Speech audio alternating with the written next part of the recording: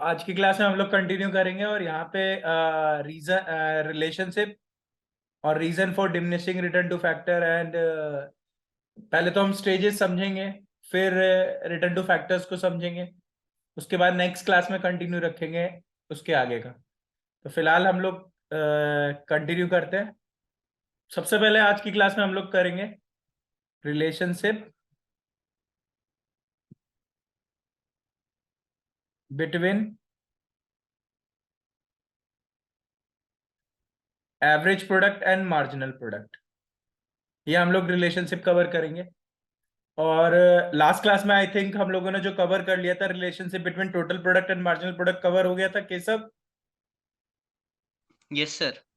ठीक है नाउ, तो हम लोग है ना अब एपी और एमपी में रिलेशनशिप कवर करेंगे। तो हम यहाँ पे दोनों चीजों की हेल्प से कवर करेंगे, स्केड्यूल और टैबुलर डायग्राम दोनों की हेल्प से। तो स्टार्ट करते हैं।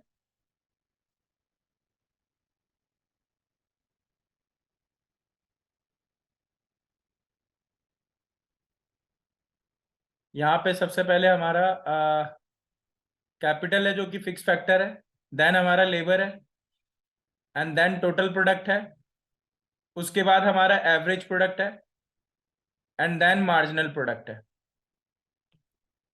तो कैपिटल तो हमारा कांस्टेंट है 1 से 1 2 3 4 5 6 7 8 9 एंड 10।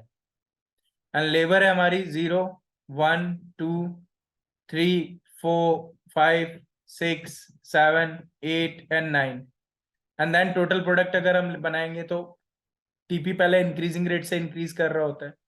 तो 0 10 25 45 then 60 then 70 then 75 then 75 and then 60 sorry 70 and then उसके बाद 60।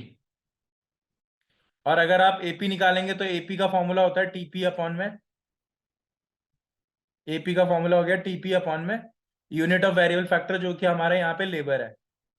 तो ये आ गया हमारा 0 then 10 then 12.5 then 15 and then उसके बाद ये हमारा 60 divided by 4 that is 15, 70 divided by 4 5 that is 14 and 12.5 10 जा 70 पॉइंट 7 7 जा 49 1 8 8 जा 64.625 एंड देन 6 जा 54.66। तो ये हमारा एमपी एपी की वैल्यू हो गई एंड एमपी। तो नीचे वाले टोटल प्रोडक्ट से अगले वाले टोटल प्रोडक्ट को माइनस करोगे तो 10 then 15 then 20 and then 15 and then उसके बाद 10 then 5 then 0 and -5 and -10। तो अब आप देख सकते हो, मैं इस वाले पॉइंट को हाईलाइट करूंगा, जरा ध्यान से देखना इस वाले पॉइंट को। यहाँ पे आप देख सकते हो कि AP is equal to MP है और ये एपी की मैक्सिमम वैल्यू है। 15 जो है वो एपी की मैक्सिमम वैल्यू है। इस पॉइंट से पहले जब एपी इंक्रीज कर रहा है तो एपी की वैल्यू लेस देन एमपी है, एंड देन इस पॉइंट के बाद जब एपी डिक्रीज कर रहा है तो यू विल फाइंड कि एपी की वैल्यू ग्रेटर देन एमपी है। तो यहां पे ये तो हमारा टैबुलर प्रेजेंटेशन हो गया। अब डायग्रामेटिक प्रेजेंटेशन से कवर करते हैं। डायग्रामेटिक प्रेजेंटेशन से क्या होगा वो भी देख लेते हैं। देखो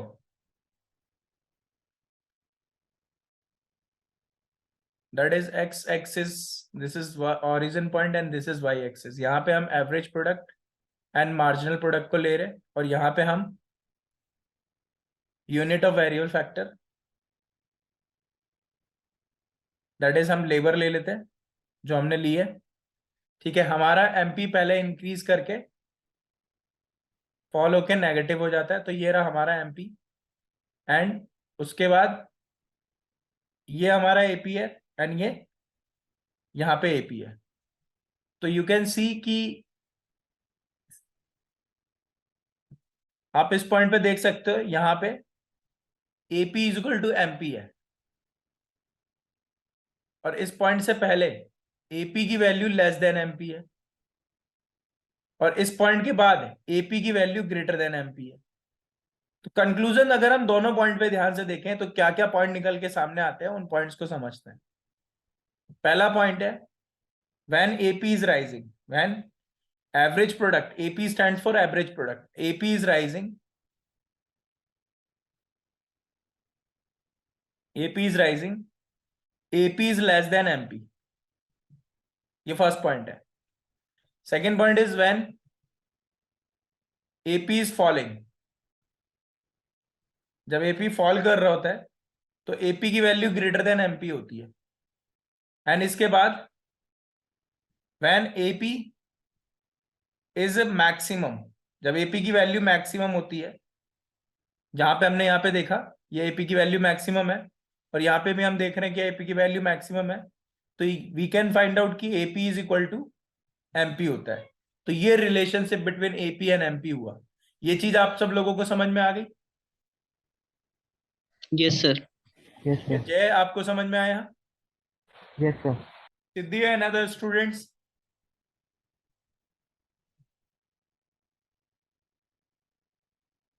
तो फिर हमने यहां तक कवर कर लिया है। अब हम कब कंटिन्यू करते हैं? हम्म अब हम बात करेंगे लॉ ऑफ वेरिएबल, पहले हम बात करेंगे स्टेजेस ऑफ प्रोडक्शन की, या हम पहले law of variable proportion cover कर लेते हैं, ठीक है? हाँ, लॉ ऑफ वेरिएबल प्रोपोर्शन। अब देखो, आप जब टेस्ट दोगे या आप एग्जाम दोगे तो आपको लॉ ऑफ वेरिएबल प्रोपोर्शन दो में से एक टर्म में पूछा जा सकता है। लॉ ऑफ वेरिएबल प्रोपोर्शन की दो डेफिनेशन है, पहला है इन टर्म्स ऑफ टोटल प्रोडक्ट, और दूसरा है आपका इन टर्म्स ऑफ मार्जिनल प्रोडक्ट। तो हम सबसे पहले टीपी की टर्म में ले लेते हैं, इन टर्म्स ऑफ टीपी। तो टीपी की टर्म में क्या होता है लॉ ऑफ वेरिएबल प्रोपोर्शन, समझते हैं। लॉ ऑफ वेरिएबल प्रोपोर्शन कहता है as we employed more and more units of variable factor, जैसे जैसे हम unit of variable factors increase करते हैं, total product initially increases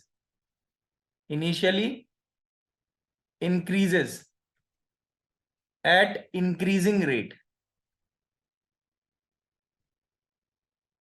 total product पहले इंक्रीज करेगा इंक्रीजिंग रेट से, कब तक वो भी समझते हैं, till the point of inflection. Then after total product will increase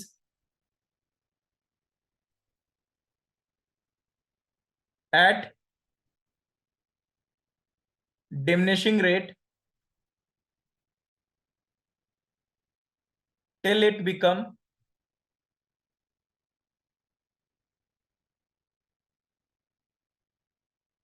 maximum. मतलब जैसे जैसे हम अपने यूनिट ऑफ वेरिएबल फैक्टर, जैसे मान लो लेबर हम बढ़ाते चले जाते हैं, तो टोटल प्रोडक्ट पहले तो इंक्रीजिंग रेट से इंक्रीज करेगा, और वो इन्फ्लेक्शन पॉइंट तक ऐसा होगा, और इन्फ्लेक्शन पॉइंट के बाद क्या होगा, टोटल प्रोडक्ट डिमिनिशिंग रेट से इंक्रीज करेगा, कब तक, जब तक वो मैक्सिमम ना हो जाए। Then after TP will starts declining at negative rate, और उसके बाद टोटल प्रोडक्ट नेगेटिव रेट से डिक्लाइन करने लगेगा। इसी को हम क्या कहते हैं, this is said to be law of variable proportion. इसी को हम लॉ ऑफ वेरिएबल प्रोपोर्शन कहते हैं। यहां तक समझ में आ गया सब लोगों को? Yes sir. Yes sir. एक चीज याद रखना, जहां पर हम लॉ मेंशन करेंगे वहां पे हमें अजम्पशन जरूर मेंशन करनी है, और वो अजम्पशन क्या है उसको समझ लेते हैं। पहली अजम्पशन तो ये है कि ये एक शॉर्ट रन कंसेप्ट है, it is the short run concept.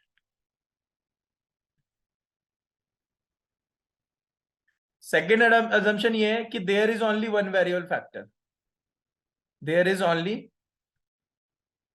One variable factor. और हमने, क्योंकि जब हम पूरे चैप्टर को पढ़ रहे थे तो हमने यहाँ पे लेबर को मान के चला है, तो हम लिख सकते हैं यहाँ पे कि हमने लेबर को एज्यूम करा है। एंड थर्ड पॉइंट है अदर फैक्टर। अब लेबर के अलावा जितने भी फैक्टर ऑफ प्रोडक्शन है विल रिमेन अनचेंज।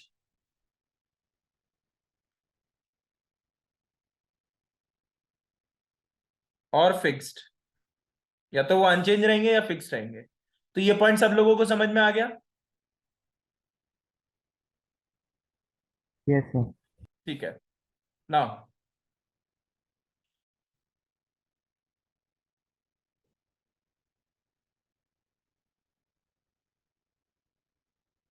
अब इसका एक टेबुलर प्रेजेंटेशन कवर करेंगे हम।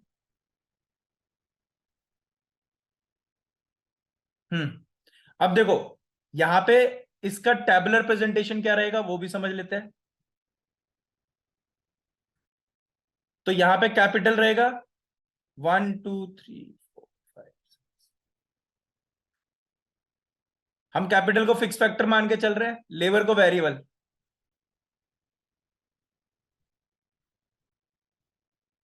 ये हमारी लेबर है।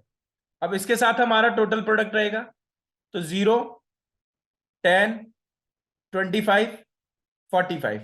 अब यहां तक हमारा टोटल प्रोडक्ट जो है वो इंक्रीज कर रहा है, increasing at increasing rate.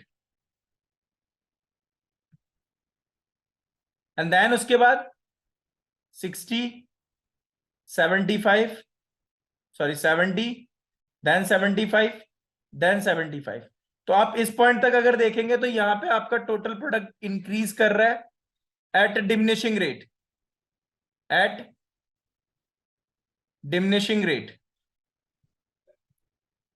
And then उसके बाद 70 एंड 60, तो यहां पे क्या कर रहा है, डिक्रीज कर रहा है at negative rate, decreasing at negative rate. तो ये है हमारा क्या, टोटल प्रोडक्ट का बिहेवियर। अब इसी को अगर हम लॉ ऑफ वेरिएबल प्रोपोर्शन में इसका डायग्राम समझेंगे, तो टोटल प्रोडक्ट का हम डायग्राम बनाएंगे। यहां पे हमने लेबर वेरिएबल फैक्टर माना था, तो पहला इंक्रीजिंग रेट से इंक्रीज करेगा तो ऐसे जाएगा, फिर मैक्सिमम तक डिमिनिशिंग रेट से इंक्रीज करेगा एंड देन डिक्लाइन करने लगेगा। तो ये हमारा टोटल प्रोडक्ट हो गया। तो ये हमें बना के और ये एक्सप्लेन भी करना पड़ेगा कि भाई टोटल प्रोडक्ट किस तरीके से इनिशियल रेट से इंक्रीज कर रहा है, इनिशियली इंक्रीजिंग रेट से इंक्रीज कर रहा है।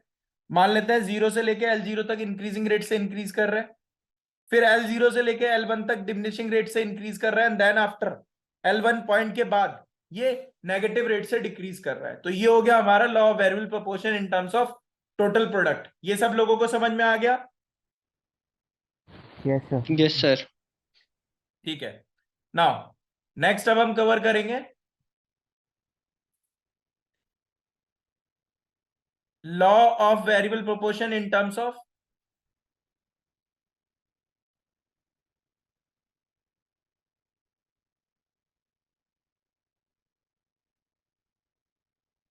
MP, marginal product.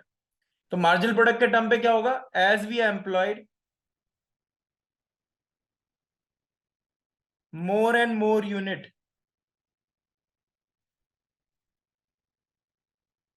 of variable factor, marginal product initially will increases till it become maximum. Marginal product पहले इंक्रीज करेगा, और कब तक इंक्रीज करेगा, जब तक वो मैक्सिमम ना हो जाए। Then after marginal product will starts declining. उसके बाद मार्जिनल प्रोडक्ट डिक्लाइन करने लगेगा, reaches to 0 then becomes negative, 0 हो जाएगा और उसके बाद फिर नेगेटिव हो जाएगा। तो ये तो लॉ ऑफ वेरिएबल प्रोपोर्शन की एमपी की टर्म में डेफिनेशन हो गई।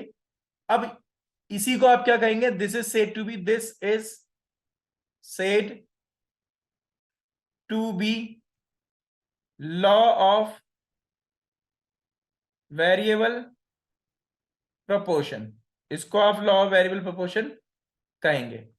अब इसकी भी अजम्पशन है, तो इसकी अजम्पशन सेम है, जो टोटल प्रोडक्ट वाले सिचुएशन में अजम्पशन थी वही यहां पे भी रहेगी। जैसे it is the short run concept, it is the short run concept. Second assumption है there is only one variable factor.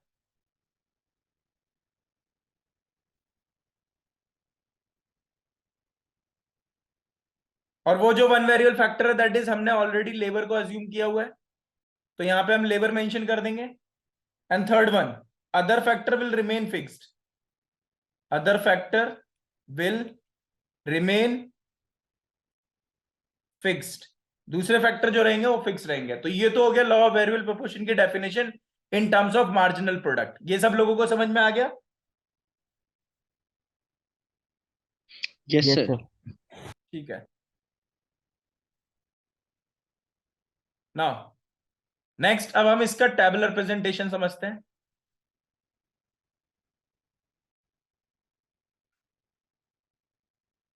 Capital है,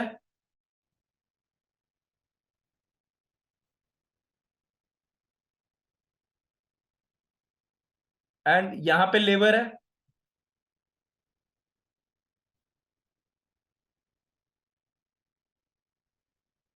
एंड देन उसके बाद टोटल प्रोडक्ट है 0, 10, 25, 45, and then 60, then 70, then 75, again 75, then 70, and then 60, and then marginal product निकलेगा। जो total product में change आता है उसको आप मार्जिनल प्रोडक्ट कहते हैं। तो डैश यहाँ पे 10 आएगा, फिर ये 15 से इंक्रीज करा, देन ये 20 से इंक्रीज करा, देन 15 से, देन 10 से, देन 5 से, देन 0 से, देन -5 से, देन -10। तो आप देख सकते हो कि यहां तक मार्जिनल प्रोडक्ट इंक्रीज कर रहा है, उसके बाद यहां तक मार्जिनल प्रोडक्ट डिक्रीज कर रहा है, और यहां भी डिक्रीज कर रहा है, लेकिन यहां पे एमपी क्या हो गया हमारा, नेगेटिव हो गया। तो इसका जो डायग्रामेटिक प्रेजेंटेशन होगा वो भी समझ लेते हैं। यहां पे मार्जिनल प्रोडक्ट है और यहां पे हमारी लेबर है, तो एमपी पहले इंक्रीज करता है, मैक्सिमम होके फॉल होके नेगेटिव होके 0 हो जाता है। तो ये हो गया हमारा मार्जिनल प्रोडक्ट। तो ये सब लोगों को समझ में आ गया? Yes sir. देव समझ में Yes, आया? sir. ये तो समझ गए। ठीक है। Another students?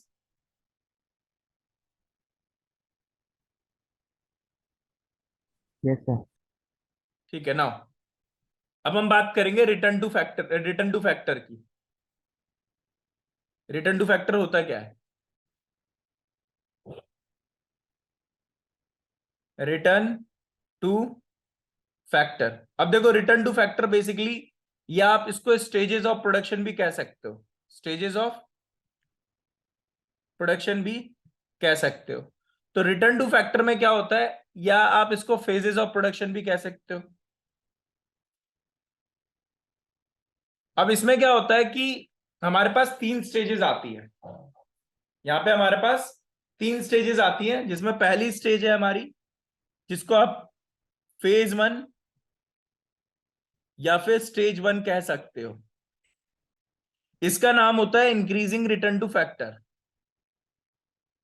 Increasing return to factor.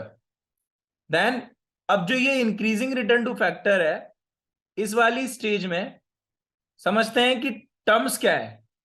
इस वाली स्टेज में टोटल प्रोडक्ट इंक्रीज कर रहा होता है एट इंक्रीजिंग रेट से, एंड मार्जिनल प्रोडक्ट राइजेस, यानी कि marginal product is increasing, and then AP is also increasing.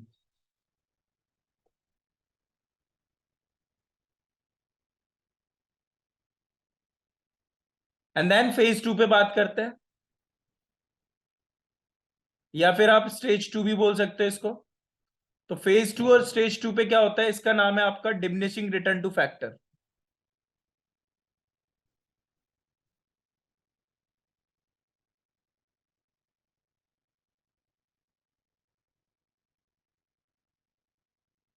जो कि हमारी स्टेज 2 होती है, और इसमें टीपी इंक्रीज कर रहा होता है एट डिमिनिशिंग रेट से।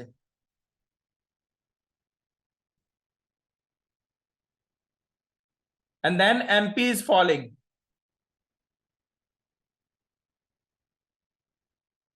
बट रिमेन पॉजिटिव, लेकिन पॉजिटिव रहता है। यहां पे एपी इंक्रीज भी करता है, reaches to maximum, then again starts falling. तो एपी का बिहेवियर होता है। एंड देन उसके बाद अब हम बात करेंगे फेज 3 या फिर स्टेज 3। अब फेज 3 और स्टेज 3 जो होता है वो उसका नाम है नेगेटिव रिटर्न टू फैक्टर।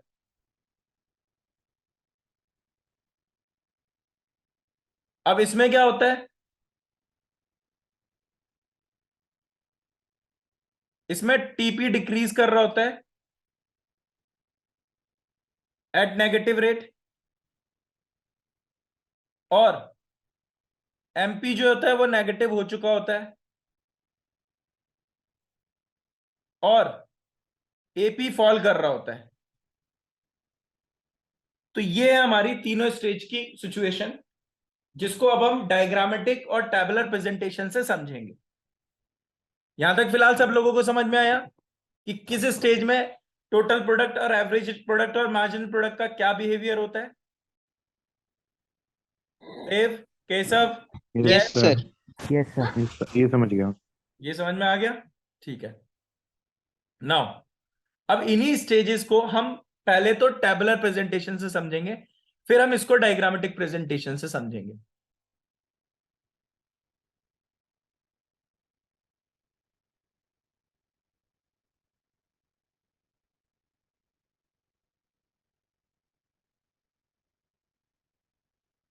ये कैपिटल 5 6 7 8 9 and 10, एंड देन हम लेबर लगाएंगे 0 1 2 3 4 5 6 7 8 and 9,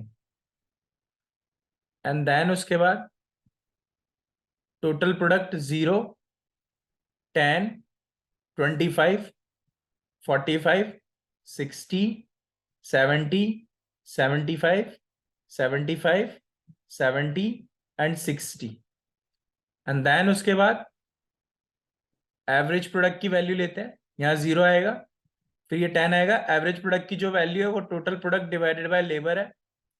फिर यहाँ आपका 12.5 आया, देन 15 है, देन 15 है, देन 14 वैल्यू है, एंड देन 12.5 वैल्यू है, 10.7 वैल्यू है 71। उसके बाद ये है आपकी 8.625, एंड देन ये वाली वैल्यू है आपकी 6.66।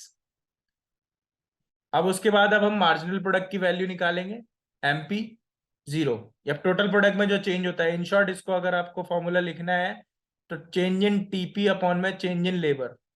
तो 10 एंड देन 15 देन 20, देन इसमें से इसमें जो चेंज आया वो 15 है, देन 10 5 0 -5 एंड -10। यहां से लेके यहां तक जो थर्ड यूनिट तक है हमारा, ये इसको आप स्टेज 1 या फिर आप फेज 1 भी कह सकते हो, और इसी को हम इंक्रीजिंग रिटर्न टू फैक्टर कहेंगे। क्योंकि आप देख सकते हो कि यहाँ पे टीपी इंक्रीजिंग रेट से इंक्रीज कर रहा है, एपी इंक्रीज कर रहा है और एमपी भी इंक्रीज कर रहा है। तो इस वजह से इस स्टेज को आप return to increasing return to factor कहेंगे। ये बात सब लोगों को समझ में आ गई? Yes, sir. नाउ अब हम आते हैं Yes. इस वाले पोर्शन पे, यहां तक ध्यान से देखना, सॉरी यहां सब, यहां तक, यहां तक। ये आपकी स्टेज 2 या फिर आप इसको फेज 2, जिसको आप डिमिनिशिंग रिटर्न टू फैक्टर का नाम देते हो, ये वो है डिमिनिशिंग रिटर्न टू फैक्टर। क्यों? देखो यहां पे एपी डिक्रीज करके है और यहाँ पे एपी की मैक्सिमम वैल्यू भी है और उसके बाद डिक्रीज कर रहा है, और एपी इंक्रीज कर रहा है डिमिनिशिंग रेट से और एमपी फॉल कर रहा है लेकिन पॉजिटिव है। और हमने यही पढ़ा था कि इन स्टेजेस में किसका बिहेवियर क्या होगा और वो यहाँ पे जस्टिफाई हो रहा है। देन इसके बाद ये वाला जो पोर्शन है, ये थर्ड लास्ट वाला पोर्शन है, जिसको आप स्टेज 3 या फिर आप फेज 3 कह सकते हैं, और ये है आपका negative return to factor. Negative return to factor. आप देख सकते हो कि स्टेज 3 में टीपी फॉल कर रहा है डिमिनिशिंग रेट से, एपी भी फॉल कर रहा है और एमपी तो नेगेटिव हो चुका है। तो ये थी हमारी return to factor, increasing return to factor, diminishing return to factor और नेगेटिव रिटर्न टू फैक्टर। ये समझ में आ गया सब लोगों को? Yes, sir. Yes, sir. ठीक है, तो ये हो गया हमारा टेबुलर प्रेजेंटेशन। अब इसी का हम ग्राफिकल प्रेजेंटेशन भी करेंगे स्टेजेस का। ठीक है,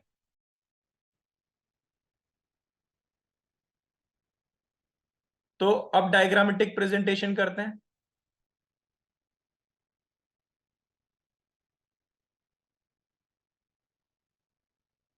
एक्स 0 वाई, यहां पे आपका टोटल प्रोडक्ट है, एंड देन इसके बाद ये आपका X point origin, Y point, यहां पे आप एमपी एंड एपी को प्रेजेंट करेंगे, और ये आपकी लेबर है, और यहां पे भी मैंने लेबर ही ली है। मैं लेबर क्यों लिख रहा हूं? क्योंकि मैं जब आपको ये कंसेप्ट एक्सप्लेन कर रहा हूं तो इस कंसेप्ट को एक्सप्लेन करने के ड्यूरेशन में मैंने लेबर को वेरिएबल फैक्टर मान के चला है, तो इसलिए मैं यहां पे लेबर लिख रहा हूं। ठीक है, तो अब सबसे पहले हम टोटल प्रोडक्ट का कर्व बनाएंगे। अब इसके हम 3 पोर्शन बनाएंगे। जैसे सबसे पहले हम ले लेते हैं रेड कलर में, हम इंक्रीजिंग रिटर्न टू फैक्टर का पोर्शन लेंगे, ये हमारा टीपी है। देन उसके बाद हम ब्लू कलर में ले लेते हैं डिमिनिशिंग रिटर्न टू फैक्टर का पोर्शन, एंड देन उसके बाद हम येलो कलर में ले लेते हैं नेगेटिव रिटर्न टू फैक्टर का पोर्शन। तो ये हमारा टोटल प्रोडक्ट है। हम क्या कर रहे हैं, यहां से एक वैल्यू नीचे तक ये लेके आते हैं, और जहां पे ये मैक्सिमम हमको लग रहा है वहां से हम एक चीज इसको भी नीचे लेके आते हैं। देन उसके बाद ये मार्जिनल प्रोडक्ट है जो पहले इंक्रीज कर रहा है इंक्रीजिंग रेट से। थोड़ा येलो कलर कम दिख रहा है तो मैं इसको ग्रीन कर दे रहा हूँ, ग्रीन ज्यादा बेटर रहेगा, समझ में भी आएगा, दिखेगा भी। ये आपका टोटल प्रोडक्ट है। अब देन ये फॉल कर रहा है, एंड देन ये, तो ये हमारा एमपी है, और एपी को हम एक ही कलर में ले ले रहे हैं, इंक्रीज करके मैक्सिमम टच करके फॉल करने लगा, ये हमारा एपी है। तो यहां पे इसको मैं L0 से मार्क कर देता हूं, इसको L1 से मार्क कर देता हूं, यहां पे भी L0 से L1 तक मार्क करता हूं। तो देखो सबसे पहले हम पोर्शन कवर कर रहे हैं जो रेड कलर का पोर्शन है, तो इसलिए रेड कलर का पोर्शन है तो मैं इसको रेड कलर से ही मार्क करूंगा, जो कि हमारा स्टेज या फिर फेज 1 है। और इस स्टेज और फेज 1 को हमने इंक्रीजिंग रिटर्न टू फैक्टर का नाम दिया है, रिटर्न टू फैक्टर का नाम दिया है। अब ये जो इंक्रीजिंग रिटर्न टू फैक्टर है, यहां पे हम देख सकते हैं कि टीपी इंक्रीज कर रहा है, एट इंक्रीजिंग रेट। जो ये हमारा ये वाला पोर्शन है, कहां से कहां तक? 0 से लेके L0 तक। ये वाला पोर्शन 0 से लेके L0 तक, ये है आपका स्टेज 1 या फिर फेज 1। और यहां पे MP इंक्रीज कर रहा है और AP भी इंक्रीज ही कर रहा है। तो ये है हमारी stage 1 increasing return to factor. Second stage हमने ब्लू कलर से लिया, तो मैं इसको ब्लू कलर से ही ले रहा हूं।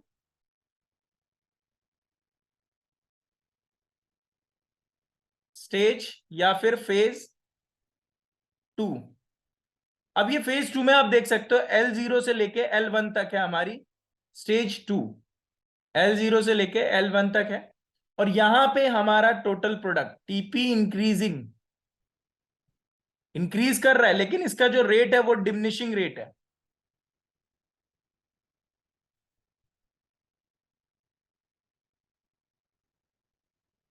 और MP फॉल कर रहा है,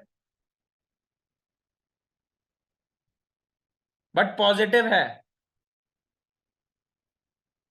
और AP आप देख सकते हो, AP राइजेस और यहां पे AP की मैक्सिमम वैल्यू हुई, reaches to maximum and then falling, उसके बाद फॉल करने लगा। तो ये हमारा स्टेज 2 हो गया। अब हम बात करते हैं स्टेज 3, जो कि L1 पॉइंट के बाद है। तो स्टेज या फिर फेज 3 जो कि आफ्टर L1 है, जिसको हम, ये हमारी स्टेज 2 थी और ये हमारी स्टेज 3 है। तो यहां पे आप देख सकते हो कि TP is falling eight negative rate.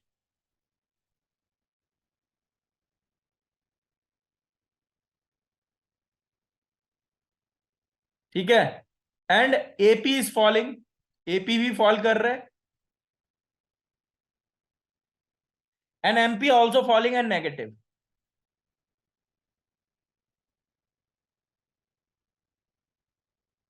और इसके साथ साथ नेगेटिव भी है। तो ये है हमारी रिटर्न टू फैक्टर, जो ये जो स्टेजेस ऑफ प्रोडक्शन है, जिसमें हमारी पहली स्टेज जो थी वो इंक्रीजिंग रिटर्न टू फैक्टर है। इस स्टेज को हम इंक्रीजिंग रिटर्न टू फैक्टर बोलते हैं।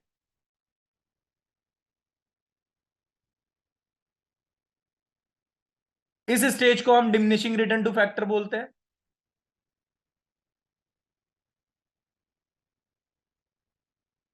और इस स्टेज को, जो थर्ड वन है, उसको हम नेगेटिव रिटर्न टू फैक्टर बोलते हैं।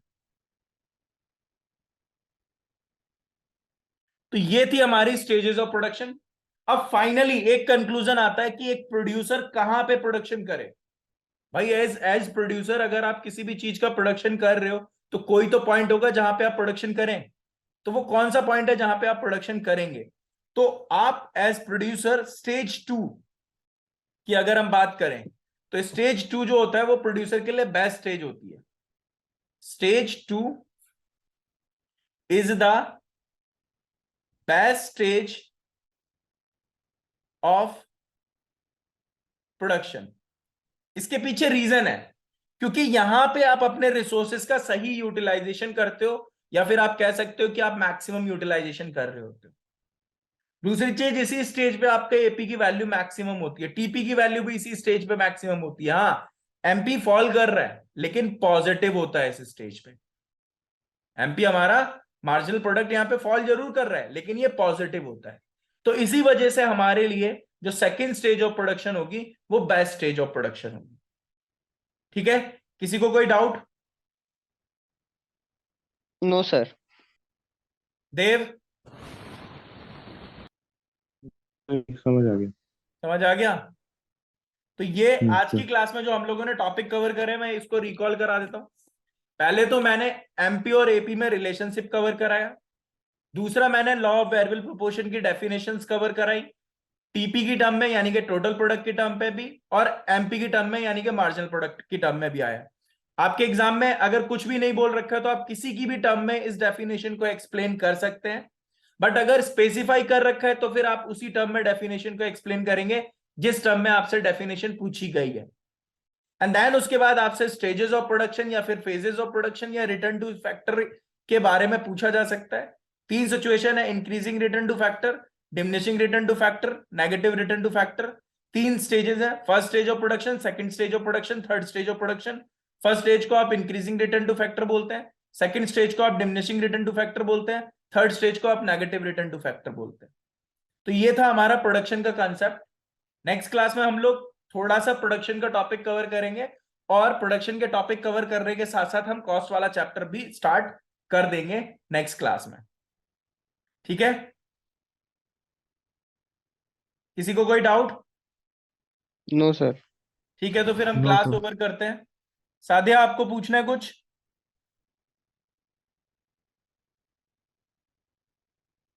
डन। तो आज की क्लास का इतना ही है, नेक्स्ट क्लास में कंटिन्यू करेंगे और कॉस्ट वाला चैप्टर कंटिन्यू रखेंगे।